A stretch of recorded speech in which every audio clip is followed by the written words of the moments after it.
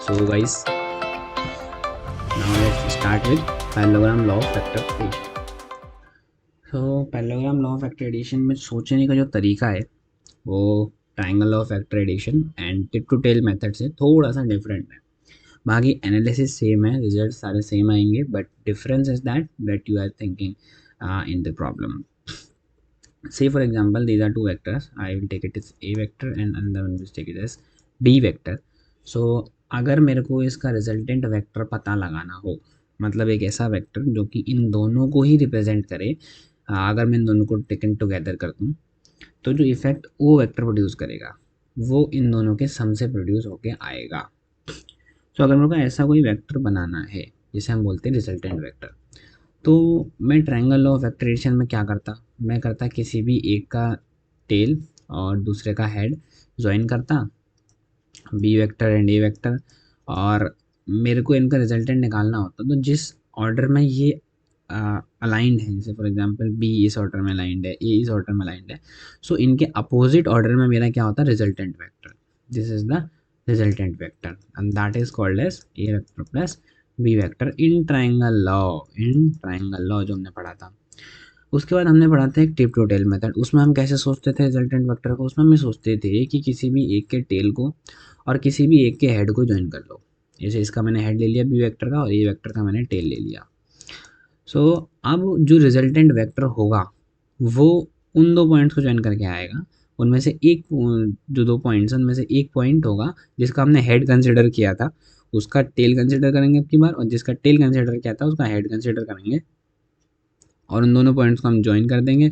सो जो final vector बनेगा that is the resultant vector of these two vectors that we have studied in tip to tail method.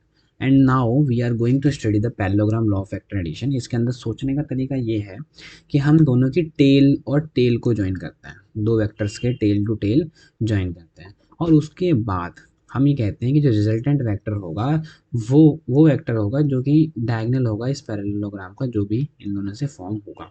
For example, this is the parallelogram that can be formed by these two vectors, a vector and B vector. This is a vector and this is b vector. तो जो resultant होगा वो इन इस parallelogram का diagonal होगा. This is the resultant. For example a vector b vector, तो ये होगा आपका resultant vector. That should be a vector plus b vector. Right. So a vector plus b vector gives the diagonal of this parallelogram. ठीक है. अब diagonal इस parallelogram में दो हैं, एक डायगोनल है आपका ये and another one is this. आपका कौन सा diagonal a vector plus b vector को रिप्रेजेंट करेगा, वो वेक्टर होगा जो इन दोनों वेक्टर के एंगल को कट कर रहा है. जैसे इस वेक्टर ए वेक्टर है बी वेक्टर है, दोनों के बीच का जो एंगल है वो ये है थीटा. राइट. इसको जो कट करता हुआ जा रहा है एंगल डायगोनल, वो डायगोनल आपका ए वेक्टर प्लस बी वेक्टर होगा. जैसे यहाँ पे ये डायगोनल जो है वो आपका ए वेक्टर प्लस बी वेक्टर होगा.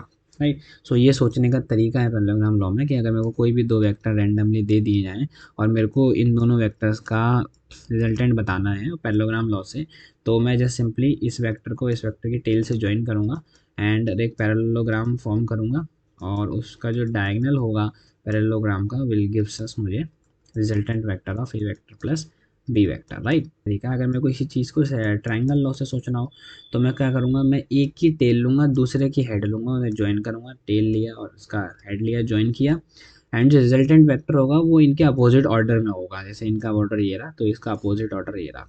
सो ये मेरा रिजल्टेंट वेक्टर होगा. That should be gives us by a vector plus b vector. If this is a vector and that is b vector, right, this is b vector. I cannot rotate the vectors, so this is b vector and this is a vector. Vectors are not rotated, they are free to move. And first हमने अगर मेरे को इसे tip to tail method से करना होगा सो भी मैं तब भी मैं यही करता, एक की टेल दूसरे की हेड ले लेता. बट नेक्स्ट टाइम जब मैं जो रिजल्टेंट वेक्टर मेरा बनेगा वो जिसकी मैंने पहले हेड कंसिडर किया था उसका मेरे को टेल कंसिडर करना है, जिसका मैंने टेल कंसिडर किया था उसका मुझे हेड कंसिडर करना है, and we have to join we gives us the resultant vector of these two vectors. Right. And this is our tip to tail method. तो ये सोचने के तरीके हैं. तो अब देखते हैं, थोड़ा एनालाइज करते हैं parallelogram law of vector addition को.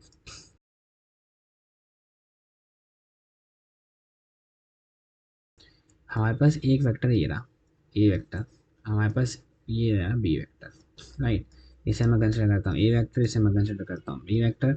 सो अब मेरे को इनका रिजल्टेंट बनाना है। अगर मेरे को इन वेक्टर्स का रिजल्टेंट बनाना है तो मेरे को एक पैरेललोग्राम लॉ कंस्ट्रक्ट करना पड़ेगा by using this two vectors. So जो लाइन ज्वाइनिंग देयर डायगोनल्स होगी, जो ये line joining their diagonals of the parallelogram होगी will gives us the resultant of these two vectors, right? A vector plus b vector is the resultant vector of these two vectors।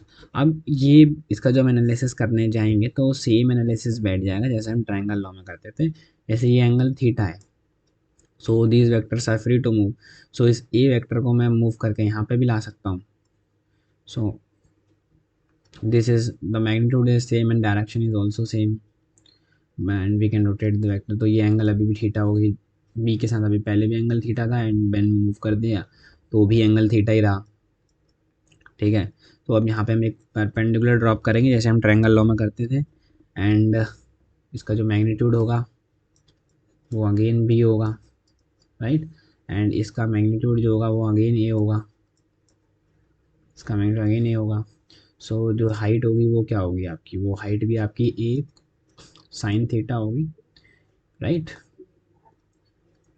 And जो ये height होगी ये आपकी ए cos theta होगी, ठीक है।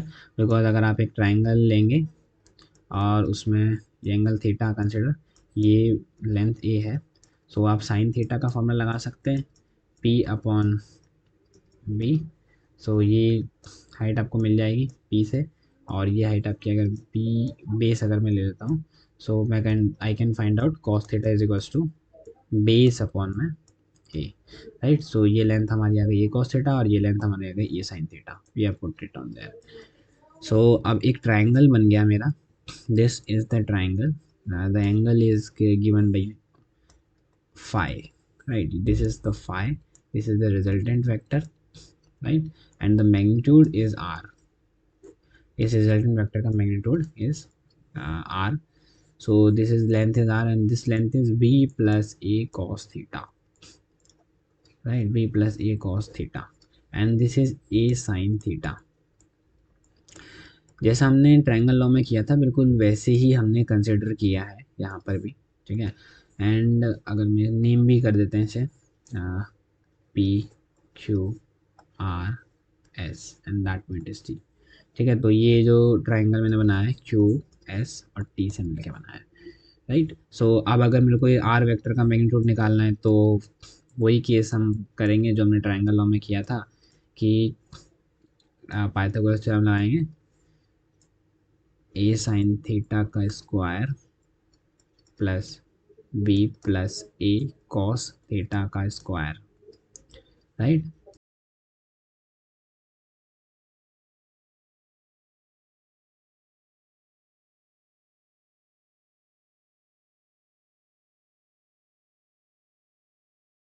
ये सेम आपकी चीज़ निकल के आ गई जो आपकी निकल के आ रही थी कहाँ पे, triangle law of vector addition में जो भी मैग्नीट्यूड निकल के आया था वही मैग्नीट्यूड यहाँ पे निकल के आ रहा है। देखो बात तो सेम ही है क्योंकि रिजल्टेंट निकालना है दो वेक्टर का, वो मेथड को हमने बोला ट्रायंगल लॉ और इस मेथड को हमने बोला पैरेललोग्राम लॉ। तो चीज़ तो सेम ही है, रिजल्ट तो फाइनली सेम निकल के आना चाहिए था जो कि हो भी रहा है, ठीक है। सोचने के तरीके हैं, आप एक तरीके को अलग तरीके से सोच रहे हो और एक चीज़ को आप अलग तरीके से सोच रहे हो। अगर देखा जाए तो अगर मैं इस वेक्टर को ए वेक्टर को मूव करके इस बी वेक्टर के ऑर्डर में लेके जाऊं तो ये अगेन एक ट्रायंगल फॉर्म कर लेगा जो कि सेम कहानी बन जाएगी फिर जो ट्रायंगल लॉ में बन रही थी, राइट। सो इसी तरीके से अगर मेरे को tan फाई निकालना हो तो मैं फिर अगेन यही कर सकता हूँ क्या, ए साइन थीटा अपॉन में b plus a cos theta, right. So यहाँ से फाइव भी निकल जाएगा, tan inverse a sine theta upon में b plus a cos theta. So this is all about parallelogram law of vector addition. कहानी है वो सेम रहेगी जो triangle law of vector addition में थी। अब यहाँ पे भी वही रहेगा कि भाई ये रिजल्टेंट वेक्टर, यहाँ पे भी वही बात ध्यान रखनी है, रिजल्टेंट वेक्टर अगर आपका है और ये जो एंगल फाई है ये एंगल आपका बी वेक्टर के साथ है तो आप यहाँ पर क्या लिखोगे बी, और जो दूसरा वेक्टर जैसे ए वेक्टर और बी वेक्टर को मिला करके मैंने रिजल्टेंट वेक्टर बनाया था तो जो ए वेक्टर है वो साइन थीटा और कॉस थीटा के साथ आएगा, राइट। सो ये कहानी आपको याद रखनी है, तो इन 2 पॉइंट्स को आप लर्न करना है आपको, राइट। सो मूव करते हैं कुछ स्पेशल केसेस की तरफ। अब स्पेशल केसेस भाई कुछ नहीं, स्पेशल केसेस कुछ बड़ी चीज़ नहीं है, सिंपल सिंपल सी चीज़ें हैं। जो अभी हमने रिजल्टेंट वेक्टर पढ़ा कि भाई उसका जो मैग्नीट्यूड होगा वो होगा under root A square plus B square plus 2ab cos theta. यहाँ पे जो थीटा होगा वो होगा angle between A and B, angle between A vector and B vector is our theta, right. And similar way हमने यहाँ पे बोला कि टेन फाई जो होगा अपना वो क्या होगा, ए साइन थीटा अपॉन में b plus a cos theta. और यहाँ पे बी वेक्टर कौन सा होगा, जिसके साथ हमारा रिजल्टेंट वेक्टर जो है वो एंगल बना रहा है, राइट। तो ये आपको सिचुएशन याद रखनी है। सिचुएशन के यहाँ पे ये अगर सिचुएशन चेंज हो जाएगी तो आपको फॉर्मूला भी है चेंज करना पड़ेगा। अदरवाइज आप बना भी सकते हो, जो हमने ट्राई में देखा था उससे भी बना सकते हैं, कोई दिक्कत नहीं है। अब यहाँ पे इस रिजल्टेंट वेक्टर का जो मैग्नीट्यूड है वो किस पे वेरी करता है, वो डिपेंड करता है थीटा पे। बिकॉज ए वेक्टर का मैग्नीट्यूड बी वेक्टर का मैग्नीट्यूड तो चेंज होने वाला नहीं है, हमें 2 वेक्टर दे रखे हैं और ये है, राइट। सो अब इन दोनों वेक्टर से मैं रिजल्टेंट वेक्टर के मैग्नीट्यूड को चेंज कर सकता हूँ by the varying the angle between these two vectors. A vector और बी वेक्टर के बीच में अगर एंगल थीटा है, ये अगर मेरा ए वेक्टर है, ये अगर मेरा बी वेक्टर है, तो इन दोनों के बीच में जो एंगल है इसको चेंज करके मैं रिजल्टेंट वेक्टर के मैग्नीट्यूड को चेंज कर सकता हूँ। Because as we changing the theta the parallelogram will be changing and the diagonal will be changing, right. So यहाँ पे जो थीटा है वो अगर ज़ीरो हुआ तो एक केस बन जाएगा, एंड सेकंड केस यहाँ पे बन जाएगा अगर थीटा 180 डिग्री होगा, एंड थर्ड केस बन जाएगा जब यहाँ पे थीटा 90 डिग्री होगा। तो सबसे पहले केस को कंसिडर करते हैं, थीटा ज़ीरो होगा। If the theta is zero तो रिजल्टेंट वेक्टर हमारा क्या होगा, देखते हैं वैल्यू क्या होगा, अंडर रूट ए स्क्वायर जमा बी स्क्वायर जमा 2ab कॉस 0 डिग्री 1 होता है, सो उसको हमने लिख दिया 1, ठीक है। तो यहाँ से निकल के आया अंडर रूट ए प्लस बी की होल स्क्वायर, ये तो सबने पढ़ा होगा फॉर्मूला 10th में। सो ये रिजल्टेंट वेक्टर आपका आ जाता है। ये रिजल्टेंट वेक्टर नहीं है, रिजल्टेंट वेक्टर का मैग्नीट्यूड है एक्चुअली, ठीक। सो आपको ये बात भी पता होनी चाहिए कि कोई भी चीज़ अगर अंडर रूट से बाहर आती है सो वो मॉड निकल के आती है। अगर मैं यहाँ पे आप थोड़ा सा मैथ है नोट कर लेना कि अगर कोई भी अंडर रूट ए स्क्वायर लिखा है अगर वो रूट से बाहर आएगा तो वो मॉड बन जाएगा, राइट। आप डायरेक्टली उसे रूट से बाहर नहीं निकाल सकते हैं, राइट। इसके पीछे लॉजिक ये होता है कि रूट हमेशा पॉजिटिव वैल्यू देगा। इसका मतलब ये नहीं है, यहाँ पे एक बात और ध्यान रख लेना, कभी तुम ये सोचोगे इसका मतलब ये नहीं है कि अगर x square is equal to 3 लिखा है तो एक्स की value plus minus under root 3 नहीं होगी, ये चीज़ होगी। लेकिन अब भी मॉड के साथ क्यों निकला, मॉड के साथ इसलिए निकला बिकॉज इस रूट की जो वैल्यू है, फॉर एग्जाम्पल रूट 3 की वैल्यू है, रूट 3 की वैल्यू है, अगर x is equal to root 3 लिखा होता तो x की एक ही वैल्यू होने वाली है रूट 3। लेकिन अगर इस तरीके से लिखा हुआ है तो इसका मतलब इसकी दोनों वैल्यूज़ हो सकती हैं, क्योंकि अगर मैं plus minus root 3 by plus minus root 3 को यहाँ सब्स्टिट्यूट करूँगा तो then it will gives us 3, right. तो प्लस और माइनस दोनों कंसिडर होंगे, लेकिन रूट के अंदर जो वैल्यू होगी वो हमेशा पॉजिटिव आंसर देती है। तो that's why we have put modulus. तो ये थोड़ा सा कॉन्सेप्ट है तो ध्यान रखना, काफ़ी ज़्यादा इंपॉर्टेंट है। सो यहाँ पे अगर थीटा जीरो होता है तो यही कहानी यहाँ बनेगी, यहाँ मॉडुलस के साथ आप इसे बाहर निकालोगे, राइट। तो ये ए क्या है, magnitude of a vector, b क्या है, मैग्नीट्यूड ऑफ बी वेक्टर। मैंने वेक्टर नहीं लगाया, मैंने खाली इनके नेम्स लिखे हैं, तो that gives us the magnitude. और अगर मैं इसे और प्रिसाइजली कर लूँ ताकि आपको कंफ्यूजन ना हो किसी तरीके की, then we can write it like that. अगर दो वेक्टर के बीच में एंगल जीरो है तो रिजल्टेंट वेक्टर होगा उन दोनों का सम करके आ जाएगा, ठीक है। इसका मैं आपको एक थोड़ा सा समझा सकता हूँ फिजिकली कि ये कैसे हो रहा है। अगर मैं इसको फिजिकली देखूंगा तो एक वेक्टर मान लो ए वेक्टर आपका पास ये रहा, राइट। कोई दूसरा बी वेक्टर है उनके बीच में एंगल जीरो है, वो ये रहा मान ले, राइट। अगर मैं एंगल निकालूंगा तो उनके बीच में जीरो आएगा। तो अब मेरे को क्या करना है, इनका रिजल्टेंट निकालना है, राइट। तो रिजल्टेंट निकालने के लिए अगर मैं टिप टू टेल मेथड से देखूँ तो मैं क्या करूँगा, मैं एक का हेड और दूसरे का टेल ज्वाइन करूँगा। और फॉर एग्जांपल मैंने ये ए ले लिया, ए वेक्टर, ये बी वेक्टर ले लिया, तो इसके हेड को इसके टेल से ज्वाइन कर दिया। और जिसका मैंने हेड ज्वाइन किया था उसका टेल, और जिसका टेल ज्वाइन किया था उसका हेड को मिला करके मैं एक वेक्टर फॉर्म करूँगा, ये मेरा रिजल्टेंट वेक्टर होगा। तो डेफिनेटली अगर इसका मैं इसकी लेंथ अगर ए है, राइट, और इसकी लेंथ अगर बी है तो रिजल्टेंट वेक्टर की लेंथ तो ऑब्वियसली ए प्लस बी होगी ना, होगी कि नहीं होगी, होनी चाहिए, ठीक है। सो ये बात थोड़ी सी ध्यान रख लेना। और इस तरीके से अगर आप टेन फाइव निकालोगे तो थीटा जीरो डालते ही ये टेन फाइव जीरो आ जाएगा, राइट। सो जो डायरेक्शन होगी वो भी फाई भी यहाँ पे क्या निकल के आने वाला है आपका, जीरो निकल के आएगा, because sine theta sine 0 degree 0 degree है, एंड टेन जीरो या तो एंगल जीरो होगा या फिर पाई होगा, ठीक है, तो ये थोड़ा ध्यान रख लेना। So now move on to another, जब थीटा हमारा क्या होता है 180 डिग्री। सो सेम केस होने वाला है, बस ये वन की जगह पे आपकी बार क्या होने वाला है -1, क्योंकि कॉस पाई क्या होता है -1 होता है। तो रिजल्टेंट वेक्टर का जो मैग्नीट्यूड आने वाला है वो आपका क्या आने वाला है, ए स्क्वायर जमा b square minus 2ab, and everyone should know about this whole entity. So this will comes out to be again modulus of a vector का मैग्नीट्यूड माइनस बी वेक्टर का magnitude. अगर मैं इसे और precisely तुम्हारे लिखूँ ताकि तुम कभी कंफ्यूज ना हो, तो मैं इसे ऐसे लिख सकता हूँ, राइट। तो ये हो गया हमारा थीटा इक्वल टू 180 डिग्री का, और इसका भी फिजिकल सिग्निफिकेंस सेम रहेगा कि अगर मैं कोई एक वेक्टर ये बनाता हूँ A, and we have put it another vector is B, right, like that. So थोड़ा बी वेक्टर को बड़ा कर देता है, एंड अगर मेरे को ये पता लगाना है कि भाई इन दोनों में डिफरेंस क्या होगा, तो मैं किसी भी एक के हेड को किसी भी एक के टेल को ज्वाइन कर दूंगा, राइट। सो अगर मैं इसे ज्वाइन करूँगा तो इस तरीके से तो ज्वाइन होगा, राइट। तो ये है मेरा ए वेक्टर, ये है मेरा बी वेक्टर। तो जो रिजल्टेंट वेक्टर होगा जिसका मैंने टेल कंसिडर किया था उसका मैं हेड, और जिसका मैंने हेड कंसिडर किया था उसका मैं टेल ले करके ये आपका रिजल्टेंट वेक्टर बना दूंगा। और डेफिनेटली अगर इस पूरे की मैग्नीट्यूड की वैल्यू बी है और इस पूरे की वैल्यू ए है, तो रिजल्टेंट वेक्टर की वैल्यू ऑटोमेटिकली बी माइनस ए आने वाली है, और जो कि यहाँ पे हो भी रहा है, ठीक है। वो मॉडुलस ले लिया है, तो जो भी बड़ा होगा उसके हिसाब से ऑटोमेटिकली कंपनसेट हो जाएगा। So theta equal to 180 degree का केस हो गया। तीसरा स्पेशल केस हमारा आता है जिसे हम बोलते हैं थीटा इक्वल्स टू 90 डिग्री का, right. Theta equal to 90 degree, ये थोड़ा अच्छा केस है। अब अच्छा नहीं कह सकते, मतलब जैसे नॉर्मल केसेस हैं वैसे ही है, इसमें थोड़ा सा आपको अलग चीज़ देखने को मिलती है। क्या देखने को मिलता है भाई, थीटा 90 डिग्री, इसका मतलब कॉस 90 डिग्री, इसका मतलब ज़ीरो। इसका मतलब ये कह सकते हो आप ए स्क्वायर जमा बी स्क्वायर ही आएगा बस, बाकी टर्म ज़ीरो।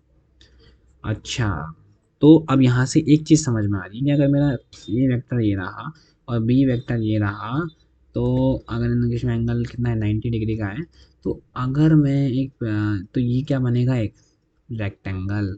तो जो इसका डायगनल होगा will gives us the resultant, क्योंकि मैं किसी भी तरीके से सोच सकता हूँ। मैंने पैरेललोग्राम लॉ पढ़ लिया, मैंने ट्रायंगल लॉ पढ़ लिया, मैंने टिप टू टेल मेथड पढ़ लिया, तो मेरे को जिससे कन्वीनियंट लगेगा मैं उससे सोच लूँगा, राइट। तो ऐसा कोई फिक्स नहीं है कि इससे सही सोचना है, इससे सही सोचना है। आप जिससे कन्वीनियंट आपको लगता है आप उससे सोचो, ठीक है। जिस भी क्वेश्चन में आपको ईजी जहाँ पे हो रहा है, जैसे यहाँ पे मैंने इसे सोचा, अब यहाँ पर मैं इसी वेक्टर को मूव करके अगर यहाँ पे लेके आता हूँ, ठीक है, या फिर नमत लेके आओ, इसके मैग्नीट्यूड तो आपको पता है ए है और इसका मैग्नीट्यूड आपको पता है बी है, तो जो रेक्टेंगल की प्रॉपर्टी होती है कि लेंथ बी ए होगी। सो ये रिजल्टेंट वेक्टर का मैग्नीट्यूड तो वैसे भी अंडर रूट ए स्क्वायर जमा बी स्क्वायर आने वाला है, ये भी तो 90 है। और पाइथागोरस थ्योरम आप लगाओगे तो रिजल्टेंट वेक्टर का मैग्नीट्यूड यही आने वाला है, ठीक है। तो ये सारी चीज़ें वेरीफाई हो रही हैं, फिजिकली वेरीफाई हो रही हैं, ठीक है। तो यही स्पेशल केसेस में खासियत होती है कि अगर आप कोई भी चीज़ ले रहे हो और उसको आप फिजिकली कंसिडर कर रहे हो, तो वो काफ़ी इंटरेस्टिंग रिजल्ट्स आपको दे रहे हैं, राइट। सो यही स्पेशल केसेस होता है। अब यहाँ पे आपको कुछ टर्मिनोलॉजीज ध्यान रखनी है, ठीक है। वो कुछ टर्मिनोलॉजीज है, मैं आपको यहाँ बता रहा हूँ, दो टर्मिनोलॉजीज बता रहा हूँ, बहुत इंपॉर्टेंट है। एक तो होता है ग्रेटेस्ट रिजल्टेंट, ग्रेटेस्ट रिजल्टेंट, देखो कुछ है नहीं इसमें कुछ खास रिजल्टेंट, एंड अगला है लीस्ट रिजल्टेंट, अगला है लीस्ट रिजल्टेंट। रिजल्टेंट, अगर देखो भाई रिजल्टेंट की वैल्यू मैक्सिमम कब आएगी, बताओ कब आएगी रिजल्टेंट की वैल्यू मैक्सिमम कब आएगी। आपके पास थ्री केसेस हैं, theta equal to 0 and theta equal to 180 degree and theta equal to 90 degree. Maximum value कब आएगी रिजल्टेंट की, जब थीटा क्या होगा आपका 0। तो थीटा के 0 होने पर तो जो रिजल्टेंट वेक्टर की वैल्यू है वो ए प्लस बी आती है। ये वेक्टर का मैग्नीट्यूड है, बी वेक्टर का मैग्नीट्यूड है, राइट। और ये क्या है आपका रिजल्टेंट वेक्टर, तो इन दोनों को ऐड करके जो वैल्यू आएगी वो आपकी ग्रेटेस्ट रिजल्टेंट होगा। सिमिलरली जो लीस्ट रिजल्टेंट होगा वो कब आएगा, अब यहाँ पे आप देख सकते हैं एक में ये आ रहा है, एक में ये आ रहा है, एक में ये आ रहा है। तो लीस्ट रिजल्टेंट कब आएगा, जब थीटा की वैल्यू कितनी होगी 180 डिग्री होगी। इसका मतलब रिजल्टेंट क्या होगा, modulus of a minus b, right. ये मैग्नीट्यूड होगा ए एंड बी का, ठीक है। सो यही आपके लीस्ट रिजल्टेंट और ग्रेटेस्ट रिजल्टेंट की कहानी है। और भी अगर मैं आपको उसे थोड़ा सा रिलेट करूँ ग्रेटेस्ट और लीस्ट रिजल्टेंट को, तो यहाँ से देखो, इस रिजल्टेंट वेक्टर की वैल्यू जो है वो ग्रेटेस्ट कब होगी, जब ये वाला फैक्टर आपका ग्रेटेस्ट होगा, क्योंकि ये एक ही चीज़ पे तो डिपेंड कर रहा है, कॉस थीटा पे। जब ये कॉस थीटा आपका मैक्सिमम होगा, और कॉस थीटा मैक्सिमम कब होता है, जब थीटा इक्वल टू जीरो होता है। ग्राफ देखा है कॉस थीटा का, बनाओ, यहाँ पे बना देता हूँ ग्राफ कॉस थीटा का। कॉस थीटा ग्राफ होता है ऐसा। अब इसकी maximum value theta equal to zero पे भी आ सकती है, तो थीटा इक्वल टू जीरो पे, या फिर थीटा इक्वल टू टू पाई पे, कहीं पे भी, बट हम अगर टू पाई के अंदर कंसिडर करें तो मैं थीटा इक्वल टू जीरो बोलूँगा, क्योंकि टू पाई फिर अगेन वही फिजिकल सिग्निफिकेंस देखेंगे तो अगेन वो एक वेक्टर दूसरे वेक्टर के ऊपर चढ़ा हुआ मिलेगा आपको। ठीक है, क्योंकि जो मैंने आपको बताया था ना, किसी वेक्टर के दो एंगल्स होते हैं, एक तो होता है एक्यूट और एक होता है ऑब्ट्यूज, और generally acute will be taken, तो वही कहानी है। ठीक है, थीटा इक्वल टू जीरो हमने कंसिडर किया, तो रिजल्टेंट वेक्टर की वैल्यू कितनी है, ए प्लस बी। अगर लीस्ट रिजल्टेंट चाहिए तो थीटा की वैल्यू मिनिमम कब होती है, जब कॉस थीटा की वैल्यू मिनिमम होगी, और कॉस थीटा की मिनिमम वैल्यू कहाँ पे होती है, पाई पे, पाई मतलब 180 डिग्री पे, तो रिजल्टेंट वेक्टर आपका ए माइनस बी आ गया। ठीक है, तो कुछ सिग्निफिकेंस समझ रहे हो कि कहाँ लीस्ट रिजल्टेंट और लेटेस्ट रिजल्टेंट कैसे आया।